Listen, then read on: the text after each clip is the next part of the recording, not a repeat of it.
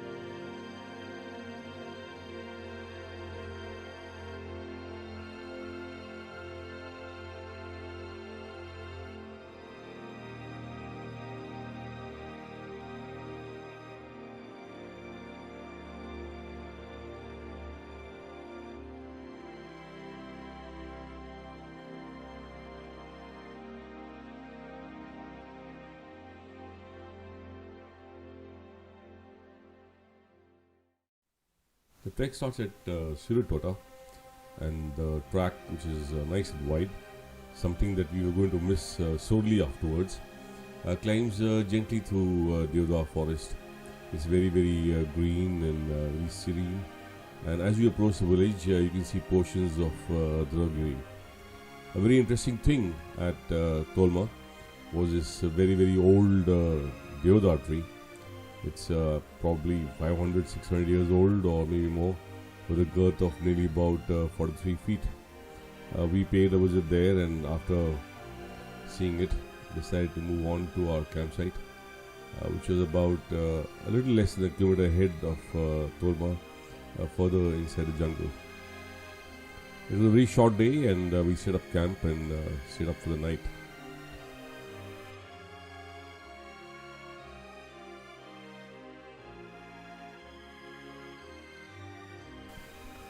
We started off quite early the next day. We wanted to leave at about 6:30, but finally got moving out of camp at about 7:15, 7:20. We didn't realize it was going to be a long day. We decided down to the river, crossed over a small bridge, and then climbed up onto the other side. It was a gentle climb most of the way, and in the initial part of the day, we had a track available to us, something which would soon disappear. As we moved through a dense forest, we kept climbing till we crossed our first ridge and took a short break there.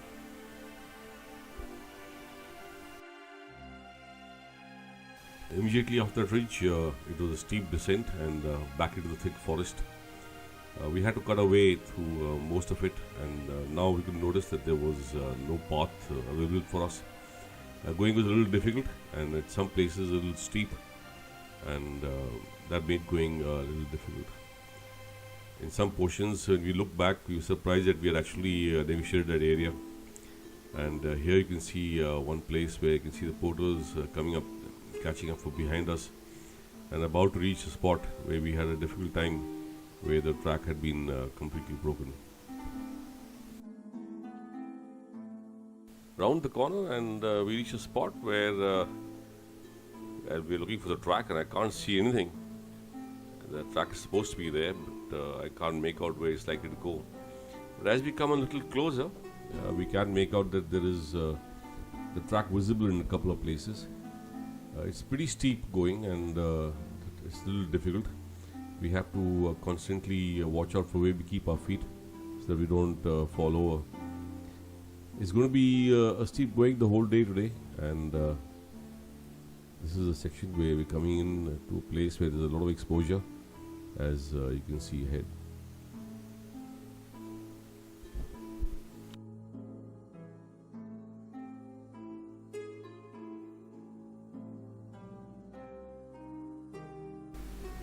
After the section where we were hugging the wall and with a steep drop on the right, we reached a place where there was a bit of a gully going in, and from there it was a steep climb up along the gully, and finally we broke through the gully and came to an area with a big forest and a bit of a clearing, which became the place we were going to stay for the night.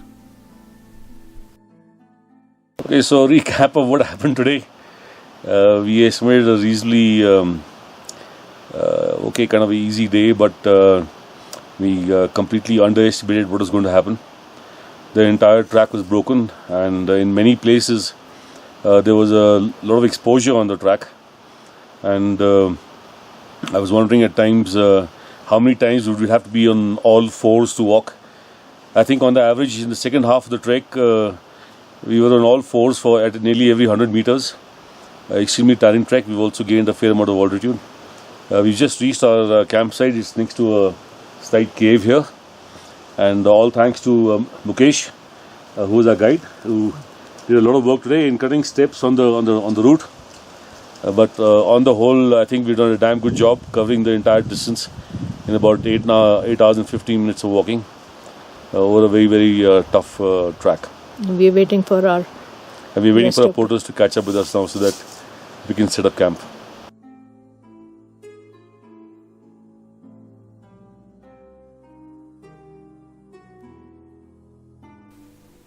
An early start, and right out of camp it's time to cut away through forest again. The undergrowth is quite thick and it's slow going. We still are climbing along the gully, and we need to climb I think about 560 feet along the gully through very thick undergrowth, and then we cross over to the other side of the gully and continue our climb forward. This was a spot where we had our source of water nearly about 300 to 400 meters ahead of our camp. That's looking back at the camp, and the camp is where the sunlight is just about to hit. And then further on from there, it was through thick forest, climbing up and on and on and on till the time after a bit of a steep climb, we finally came to an area where we could get a good view of Dunagiri and the valley on the other side.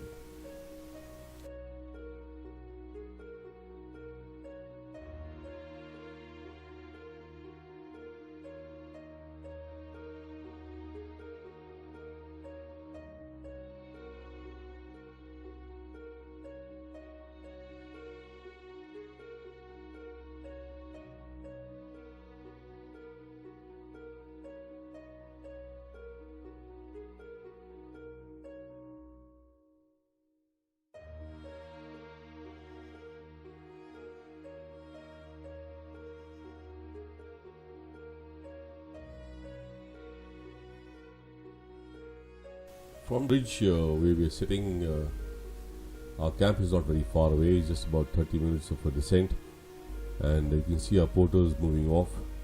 We know that the camp is somewhere on that slope, but we don't know exactly where. It's steep going with a lot of exposure, and all we know is that it's going to be hard going, and we've got to find our way through probably with a very, very thin track, and hopefully we'll have a place to stay where we can set up a camp.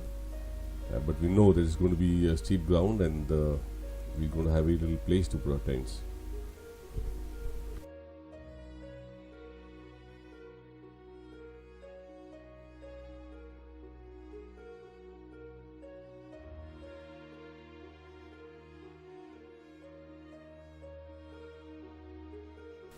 As we descend along that very, very thin path, I keep looking at the steep fall on the right hand side and keep wondering, there is no place on this steep slope.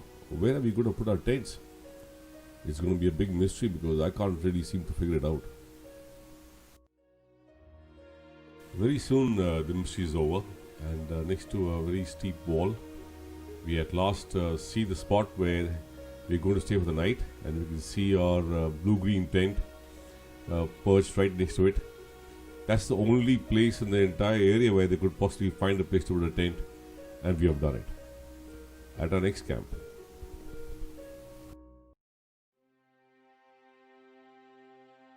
We know this day is going to be a tough day, but how tough we did not know at all. As we come out of our camp, I look at the slope that we expected to climb, and it looks like an impossible task. What we're going to do actually is move off a little bit to the left and climb along the first gully that we see. Out of this gully, we move across to the right, cross another ridge, and once again in the next gully, we climb the further half of the climb, finally reaching a spot where we can traverse across the face that we saw earlier to reach our first ridge line.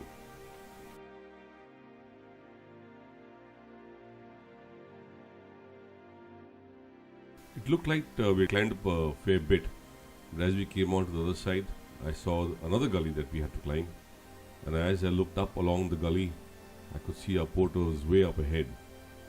We had another hard climb coming up.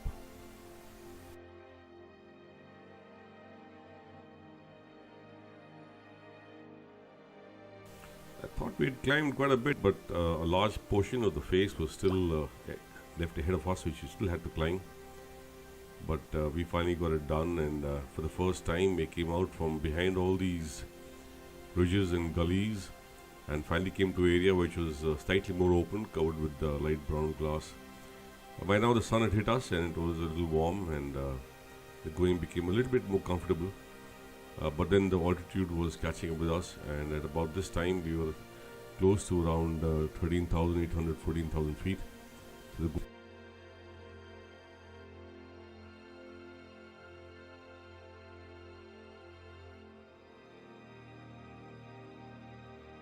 even though we had climbed quite a bit, we still had a very long way to go, nearly about another 1,000 or 1,200 feet of climbing. But the good thing was you could see the Dunagiri on the right, and the views were tremendous. Being so up close to a big mountain like that gave you a lot of courage and a lot of encouragement to move ahead.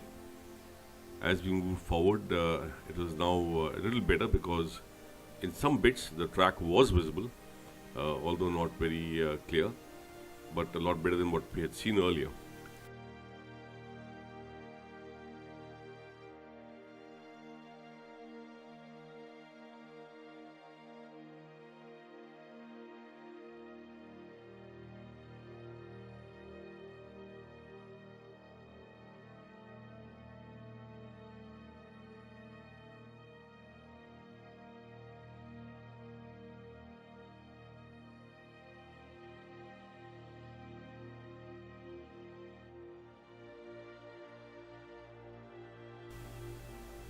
Even though the objective is visible, there's still a long way to go, nearly about 3 odd kilometers, and a fair amount of climb still left to be done. But the good thing was being so close up to Dunagiri really made you feel very good. The views were tremendous. A few gentle folds in the mountain, and there we were now approaching Tarak Khal.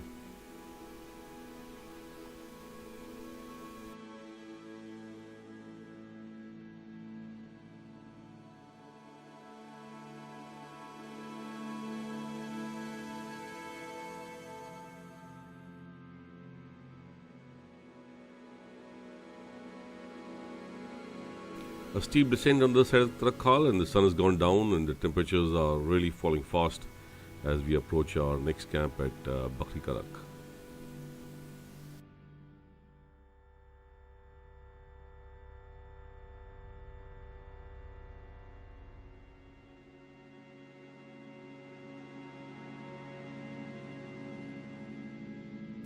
It's a lazy start, and we take it easy. And across the valley is not very far to go, and here you can see the place where we're going to climb the next day, and I'm pointing out the spot where we're going to put our camp and the climb that we're going to do further towards Nandi Khal. From Bagini Glacier to Dunagiri Village, it's a gentle descent initially through some lovely grasslands. The place where we want to go is visible across the valley, but it looks close.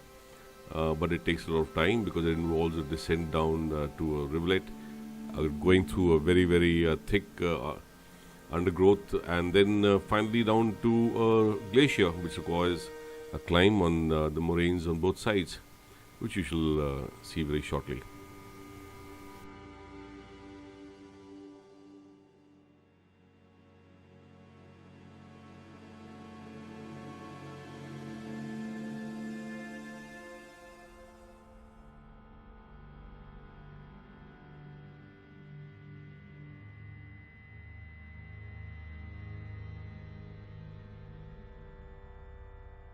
Looking back from where we come, you can see Tarak Khal and the place we camped last night.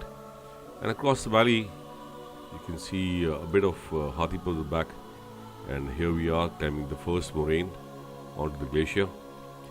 We will now descend down towards this glacier, cross it over, climb the moraine on the other side, and finally reach our camp at Dunagiri Village. A short day, but tiring nevertheless.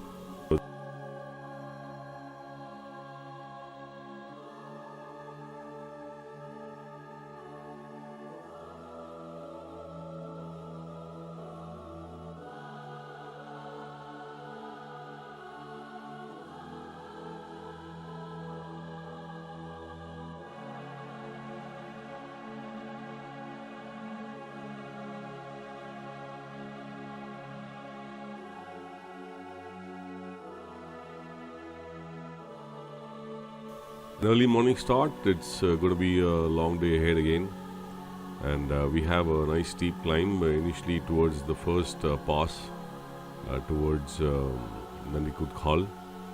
It's called Dunagiri Village. The sun starts rising in the back, and slowly it warms up and making the climb a little bit more pleasant. Here you can see our camp on the bottom left, and we are going on the first part of the climb here.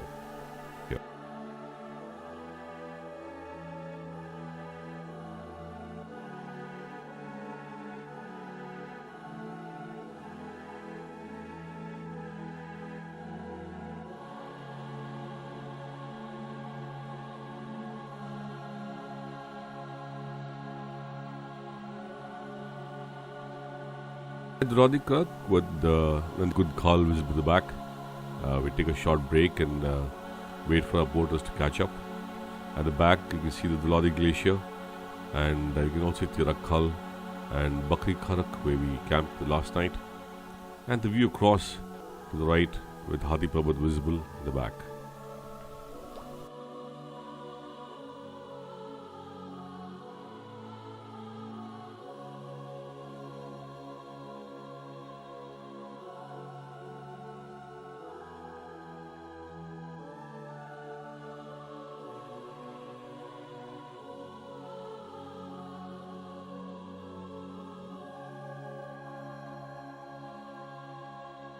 The last bit climb towards Nandi Kund Khal and Dunagiri visible at the back.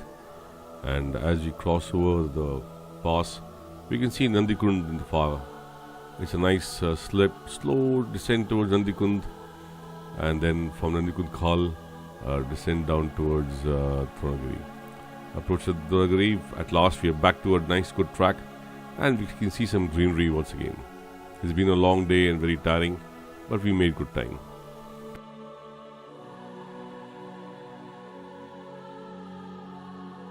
Bright sunny day as we set off towards Bagini Glacier. Hathipur visible in the background. Although we have to climb a fair amount, nearly 2,000 feet on this day. It's a gentle climb, but on rocky terrain next to the moraine that goes up towards the glacier. So the going is still a little bit slow.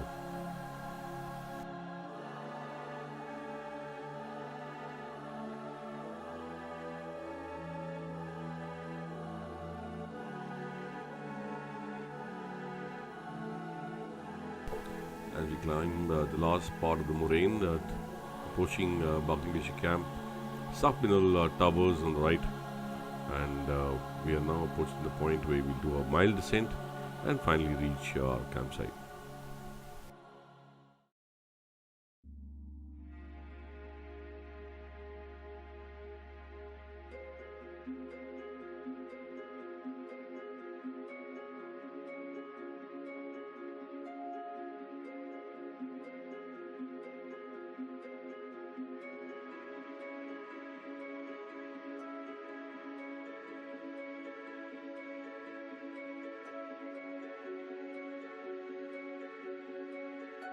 It's been a very cold night and freezing cold morning, but we get up early and we start early before the sun hits us.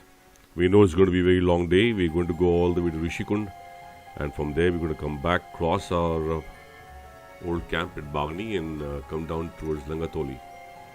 The sun still hasn't hit Rishi Kund, and you can see South Minar in the back, with the sun just about to rise on the left.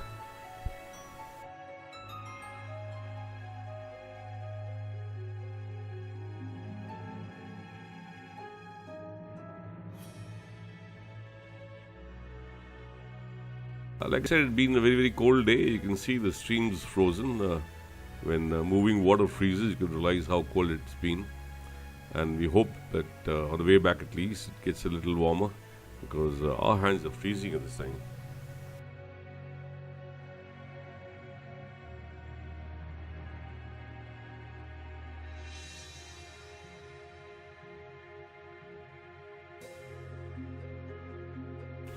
Not far from Rishi Kund now, and the sun is finally up, and that really warms us up and gives us a little bit of extra energy to move on.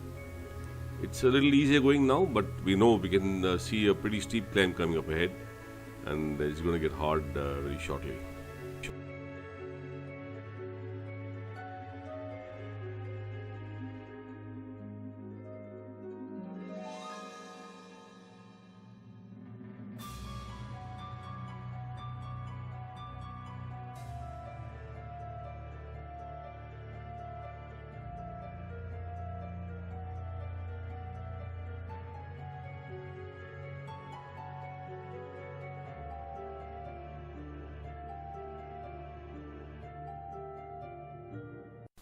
As we approach Rishi Kund, I just can't stop and gaze at Changbang and Kalanka and their massive vertical face.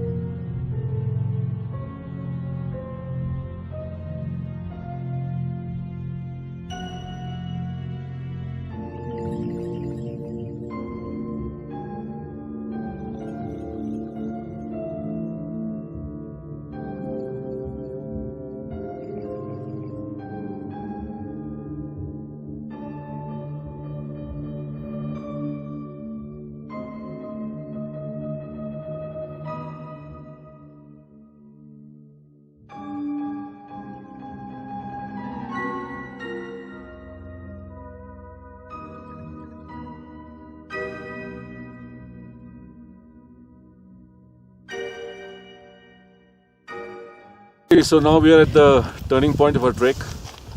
It's been a long journey. We started from Suraitota, went via Tolma, crossed Tarak Khal, and then descended down towards Fakti Valley, then climbed Nandi Kund Khal, descended to Dunagiri, went up to Bagini, and now we are in this huge basin where you can see Rishi Kund behind us, and also we are flanked by Hardiol and Rishi Pahad, Kalanka and Changbang. So that's the turning point, and from here we go back, and by tomorrow we'll be back at the roadhead.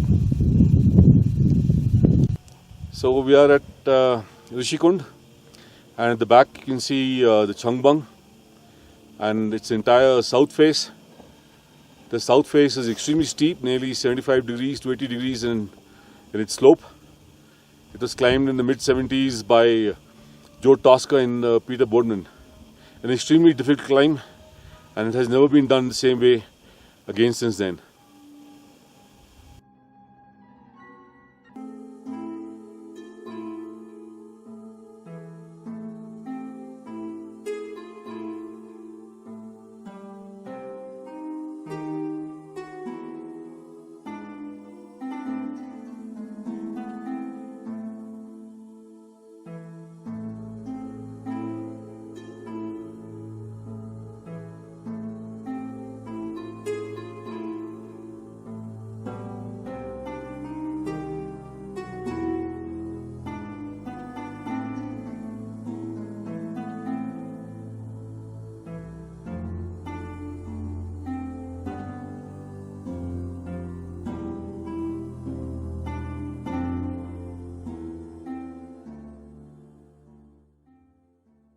Well, we have reached our primary objective of Rishi Kund, and now it's time to go home and start our return journey.